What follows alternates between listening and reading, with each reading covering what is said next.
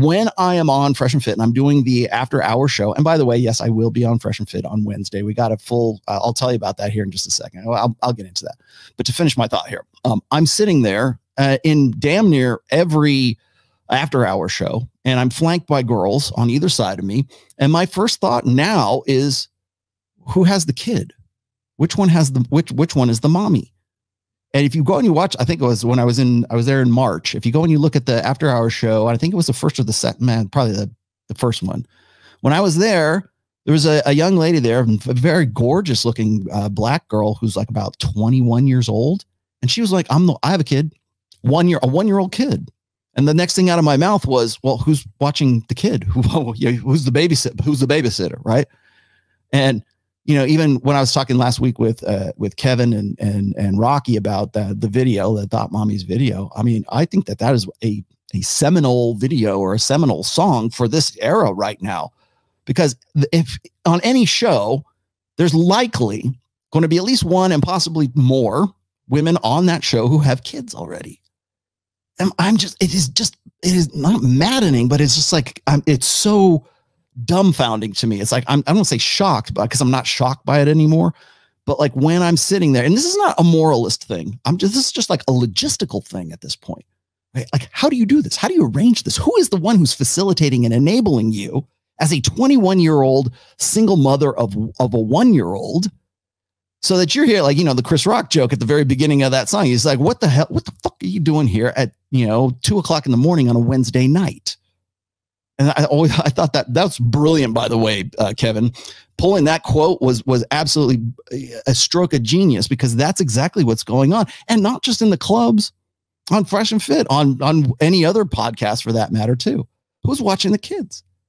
The only reason you're on that show is because either grandma's watching or mom's watching, or maybe your baby daddy is watching while you're there trying to put yourself out and promote yourself on Instagram and be a hot little thotty, right? Hot thotty. Again, this is not old man saying, oh, shame on you. I'm not saying that. How? And it's not even just her. It's the people who are enabling it and facilitating it too. It's mom, it's dad, it's the boyfriend, assuming the boyfriend's there with, babysitting his kid. Or it could be Mikhaila Peterson, who thinks nothing's wrong. I mean, to the letter, this is what I pointed out in the Kill to Party video, to the letter.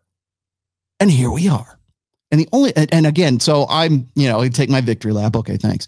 But I'm like this, when I see this, like, where'd it go? Hold on a second. Let me like this. I found off of Instagram are really kind individuals once I find somebody.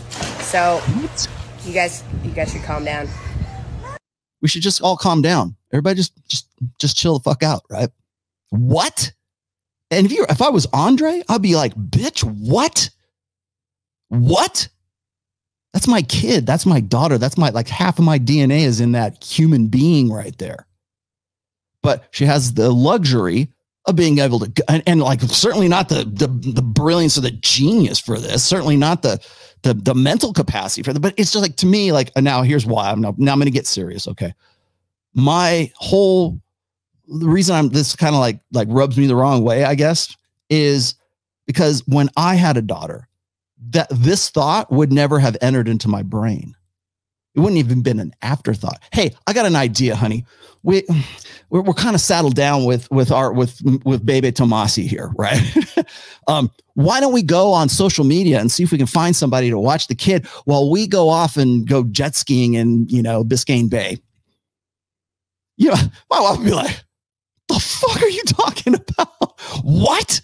Like, and like, to me, like, I understand you got, maybe Jen is right. You have to let the kids, like, especially boys, right? You got to let them scab their knee, right? You got to let them take a bruise. You got to let them fall off of a high chair or something like that. So they learn, they oh man, broken arm. That's, you don't want them to get seriously injured. I get it. But like, you got to let them play, right? It's like hockey, right? It's the NHL. You got to let them play. You got to let them bump into each other. You got to let them do body checks. You got to let them do things. Yes, I get that. But we're not talking about, that's not what we're talking about. We're talking about like petitioning the larger global scope of things here. And I hate to even bring this up, but does she seem like she's like a little bit lit in this one? So people freaking out about me. Like that right there. I don't know. Maybe I'm wrong. Maybe I'm wrong. You guys tell me if I'm wrong or I'm right. But it just blows me away.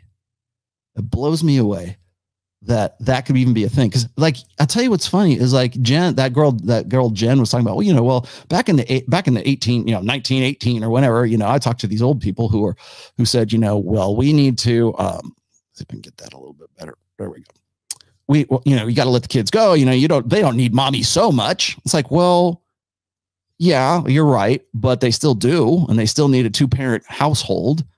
And they still need a strong, positive masculine influence to model the masculine and model the feminine. And, again, I'm not, she's a bad mother. That's not what I'm saying here. I'm just saying that there's a disconnect here. And to me, it just blows me away, because there is no way on planet Earth I would have ever that wouldn't have entered my head space when my daughter was, whatever, she 5, 6, something like that.